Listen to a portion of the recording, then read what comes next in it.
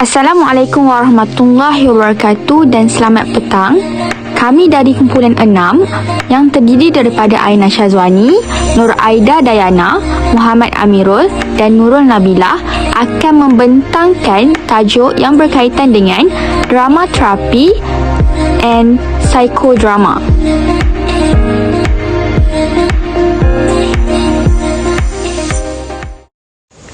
Apa itu trauma? Trauma selalunya dikaitkan dengan peristiwa atau keadaan tertentu yang dialami oleh seseorang sehingga menyebabkan tekanan emosi dan psikologi.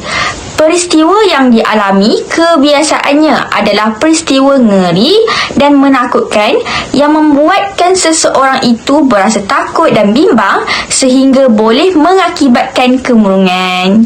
Terdapat banyak jenis trauma, antaranya trauma buli. Contoh, seorang pelajar dibuli sekolah menyebabkan dia takut untuk hadir ke sekolah. Yang kedua, trauma keganasan kepada masyarakat, iaitu individu melihat keganasan yang berlaku di dalam masyarakat. Misalnya, seperti pembunuhan yang berlaku di hadapan mata mereka sendiri. Yang ketiga, trauma masa lalu, iaitu kisah silam mereka yang menyebabkan mereka tak nak perkara tu berlaku sekali lagi. Yang keempat, trauma bencana. Misalnya, bencana banjir yang berlaku di beberapa negeri di dalam Malaysia baru-baru ini. Ia akan memberi kesan bukan sahaja kepada fizikal mangsa, malahan diberi kesan kepada mental, iaitu kesan trauma. Yang kelima, trauma penganiayaan atau dikenali sebagai keganasan fizikal. Misalnya, individu tersebut dipukul. Yang keenam, trauma rawatan, iaitu individu tersebut takut untuk cucuk, takut untuk makan ubat, takut untuk masuk hospital. Yang ketujuh, trauma gangguan seksual. Yang kelapan, trauma kesedihan. Trauma ini seperti orang yang disayangi meninggal dunia, ataupun contoh yang lebih dekat dengan remaja iaitu putus cinta. Roleplay adalah satu teknik drama terapi atau psikodrama yang digabungkan ke dalam model lingkaran terapeutik. Klien diberikan beberapa peluang untuk mereka memainkan peranan sendiri dan melakukan semula pengalaman traumatik yang mereka lalui. Memandangkan masa lalu dibawa ke masa kini, roleplay memberikan klien ruang untuk meneroka emosi yang sebelum ini tidak diungkapkan atau melakukan perkara yang ingin dilakukan, menanam harapan dan memindahkan kesalahan daripada klien kepada pelaku. Melalui penerokan ini, klien boleh melihat pengalaman masa lalu seseorang dengan perspektif baru. Sebagai contoh, ahli kumpulan mungkin menceritakan semula kehidupan melalui pengalaman traumatik sebagai peluang untuk menyokong orang lain yang mengalami pengalaman yang serupa. Pembalikan peranan iaitu memainkan peranan orang lain juga merupakan teknik roleplay yang berkesan. Ia bukan sahaja membolehkan seseorang memperoleh pemahaman tentang orang lain yang terlibat dalam trauma, tetapi ia juga membolehkan klien melihat diri sendiri melalui lensa orang lain. Teknik pembalikan peranan yang dipanggil dialog badan agak inovatif kerana daripada berkomunikasi dengan orang lain, teknik ini memisahkan individu daripada badan. Klien bercakap seketika dengan badan seseorang seolah-olah ia adalah entiti lain, bertukar peranan dan kemudian memainkan peranan badan dan bercakap dengan diri sendiri. Pendekatan ini amat berkesan dengan klien trauma kerana mereka sering merasakan pengkhianatan dari tubuh mereka dan ingin untuk menolaknya. Perasaan ini bukan sahaja timbul daripada ketidakupayaan badan untuk melarikan diri dari trauma, tetapi juga dari idea yang salah bahawa badan itu yang mencetuskan trauma. Objektif apabila menggunakan teknik dialog badan adalah untuk merapatkan jurang antara badan dan diri. Integrasi disempurnakan dengan membina semula rasa percaya klien terhadap tubuh badan dan meminta klien membuat komitmen untuk menjaga badan. Hal ini demikian kerana mempercayai dan menjaga badan juga bermakna klien menerima batasan tubuh badan. Roleplay dalam kehidupan sebenar mungkin bermula seperti model roleplay tradisional, iaitu melakonkan peristiwa lampau atau hipotetikal, tetapi ia melampaui kaedah tradisional dengan mencipta peranan baharu yang dimasukkan ke dalam kehidupan klien yang di luar skop kaunseling individu. Kajian Jacobs 2002 dengan dua gadis yang mengalami trauma seksual adalah model lakonan dalam kehidupan sebenar. Pada mulanya, Jacobs pertama kali bekerja dengan gadis-gadis secara individu dan menggunakan teknik peranan tradisional. Sebagai contoh, dia meminta klien yang lebih tua untuk bertindak seolah-olah dia adalah tetamu di rancangan Oprah Winfrey. Sesi itu dirakam dan klien berpura-pura menceritakan kisahnya kepada dunia dan memberikan butiran yang tidak pernah dibincangkannya dengan Jacob sebelum ini. Selepas mereka menyemak pita itu, ternyata klien mempunyai keprihatinan yang besar untuk mendidik penontonnya dan berempati dengan penghidap trauma yang lain. Roleplay menghasilkan penemuan peranan baru iaitu guru.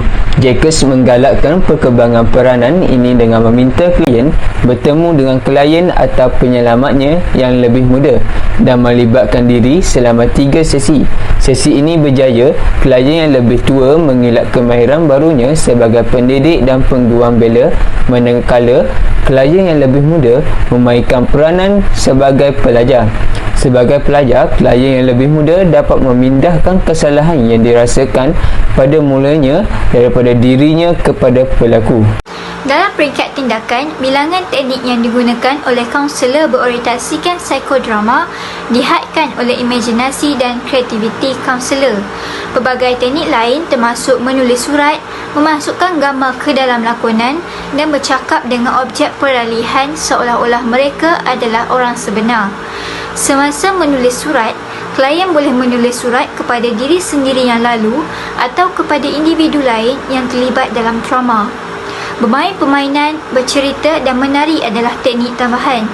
Sebagai contoh, pada tahun 2007 menurut kajian Fong, apabila Fong bekerja dengan sekumpulan remaja perempuan, dia membuat koreografi tarian khas untuk meningkatkan efikasi diri dan sokongan moral sekumpulan remaja tersebut. Terdapat banyak kelebihan atau manfaat daripada roleplay. Antara 3 manfaat tersebut adalah: yang pertama, memberi peluang yang lebih luas untuk berbicara. Yang kedua, teknik roleplay merupakan satu teknik yang lebih efektif untuk meningkatkan kesedaran. Akhir sekali, teknik roleplay mampu meningkatkan kemahiran berfikir, belajar dan kemahiran menyelesaikan masalah. Okey, kita pergi yang pertama, iaitu memberi peluang yang lebih luas untuk berbicara.